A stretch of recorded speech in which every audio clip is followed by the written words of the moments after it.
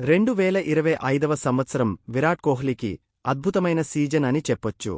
17 ఏళ్ల తర్వాత IPL trophy, ఏడాది చివర్లో దక్షిణాఫ్రికాపై 2 సెంచరీలు, ఆస్ట్రేలియాతో చివరి వన్డేతో కంబ్యాక్.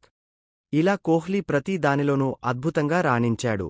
ఇక 2026లో కూడా విరాట్ కోహ్లీ 3 కీలక మైలురాళ్లు ఛేదించే అవకాశముంది. మొదటిది, ఐపీఎల్ చరిత్రలో 9,000 పరుగులు పూర్తి చేసిన తొలి బ్యాటర్గా విరాట్ కోహ్లీ రికార్డుల్లోకి ఎక్కనున్నాడు.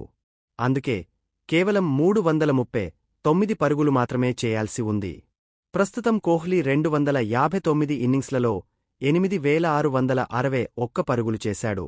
అలాగే గత 3 ఐపీఎల్ సీజన్లలోనూ 600 పరుగుల కంటే ఎక్కువే చేశాడు కోహ్లీ. రెండోది, వన్డే క్రికెట్లో 15,000 పరుగులు పూర్తి చేసిన రెండో బ్యాటర్గా కోహ్లీ రికార్డు సృష్టించవచ్చు. సచిన్ 452 ఇన్నింగ్స్లలో 18,426 పరుగులు చేశాడు. ప్రస్తుతం కోహ్లీ 296 ఇన్నింగ్స్లలో 14,557 పరుగులతో రెండవ అత్యధిక స్కోరర్గా నిలిచాడు. 15,000 పరుగుల మైలురాయిని చేరుకోవాలంటే మరో 443 పరుగులు అవసరం.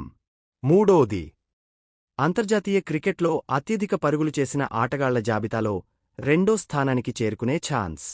2026లోనే కోహ్లీ దీనిని సాధించవచ్చు. ప్రస్తుతం అతడు 623 ఇన్నింగ్స్లలో 27,975 పరుగులు చేశాడు. కోహ్లీ కంటే ముందు కుమార సంగక్కర 28,016 పరుగులతో ఉన్నాడు. ఈ రికార్డును అధిగమించడానికి కోహ్లీకి కేవలం 42 పరుగులు మాత్రమే అవసరం. న్యూజిలాండ్తో జరిగే 2026 తొలి మ్యాచ్లోనే ఈ ఘనత సాధించే అవకాశముంది.